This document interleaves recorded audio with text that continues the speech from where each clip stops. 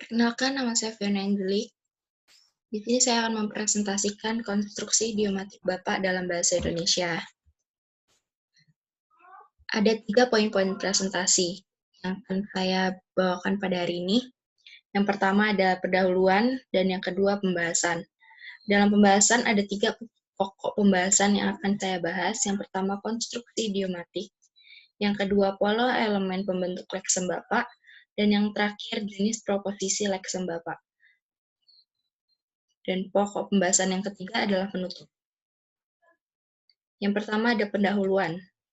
Bahasa dalam penggunaannya sangat dipengaruhi oleh sang penutur bahasa. Penuturlah yang menciptakan makna dari bahasa yang dituturkan.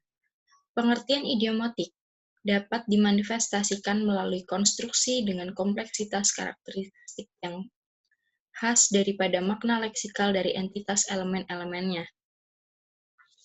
Salah satu jenis makna yang cenderung populer di kalangan penutur bahasa adalah makna idiomatik. Konstruksi idiomatik adalah jenis ekspresi konvensional banyak kata.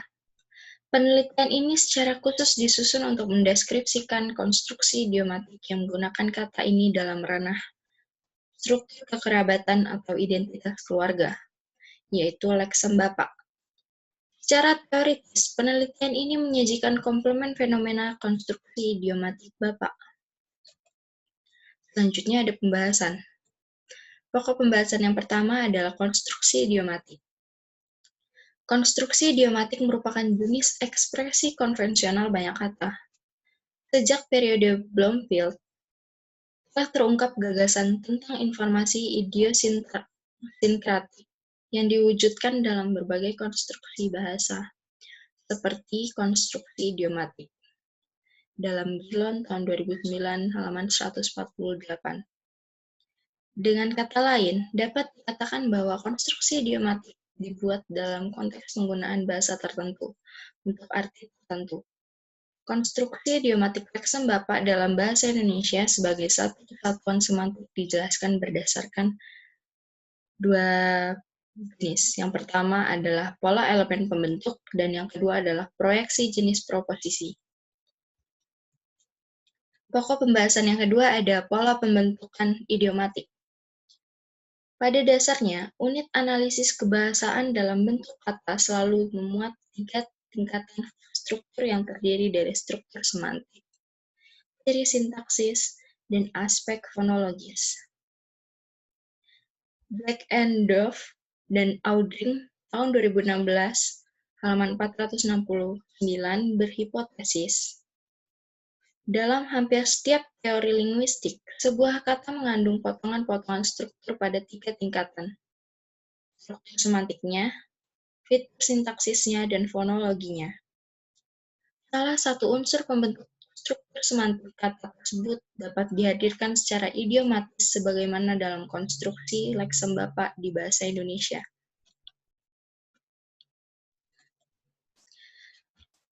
Terdapat 2 pola elemen pembentuk pada konstruksi idiomatik Bapak dalam bahasa Indonesia. Kedua elemen itu dijelaskan sebagai berikut. Yang pertama, pola Bapak plus N. Mengenai pola pertama, Turvey dan Moreno tahun 2006, halaman 9, menyebut pola tersebut sebagai sistem yang mengatur dirinya sendiri. Contohnya, bahkan Bapak rohani saya yakin akan adanya. Yang kedua, bahkan paman rohani saya yang meyakinkan. Dan yang ketiga, bahkan Bapak dengan rohani saya meyakinkan adanya. Dan poin kedua, pola Bapak plus N plus N. Contohnya, penyajian Frederick Taylor disebut Bapak Manajemen Ilmiah. Yang kedua, Frederick Taylor disebut Ibu Manajemen Ilmiah. Yang ketiga, Frederick Taylor disebut dengan Bapak akan adanya. Pokok pembahasan yang terakhir, jenis proposisi leksem Bapak. Jenis proposisi sebagai struktur semantik dibagi menjadi 3, yaitu orang yang dipandang sebagai orang tua atau orang yang dihormati sebagai pelindung konstruksi. yaitu bapak bangsa. Contohnya, mereka juga menganggapnya sebagai bapak bangsa Arab melalui Ismail anaknya. Yang kedua, mereka juga menganggapnya sebagai anak bangsa Arab. Dan yang ketiga, mereka juga menganggapnya sebagai bapak dari bangsa Arab. Lalu yang kedua, orang yang menjadi pemimpin atau perintis jalan. Contohnya, Hippocrates, dia adalah bapak ilmu kedokteran. Yang kedua, Hippocrates adalah anak ilmu kedokteran. Yang ketiga, Hippocrates, dia adalah bapak pemilik ilmu kedokteran. Yang terakhir, pejabat atau status dalam suatu struktur. Contohnya, ada dukungan dari Bapak Presiden Republik Indonesia. Yang kedua, ada Ibu Presiden Republik Indonesia. Dan yang ketiga, ada dukungan dari Presiden Republik Indonesia.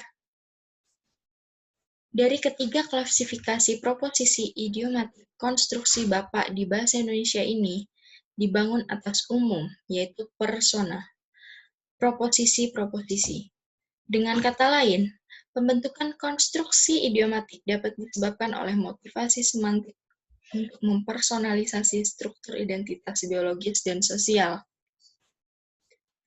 Dengan demikian, dapat dikatakan bahwa struktur idiomatik bahasa Indonesia mengandung spektrum makna yang dapat diidentifikasi dan dideskripsikan melalui leksemannya.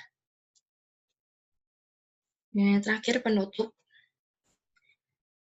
Pada dasarnya, unit analisis kebahasaan dalam bentuk kata selalu memuat 3 tingkatan struktur yang terdiri dari struktur semantik, ciri sintaksis, dan aspek fonologis. Pada pola pembentukan idiomatik Bapak ini memiliki 2 pola elemen bentuk. Pertama, pola Bapak plus N.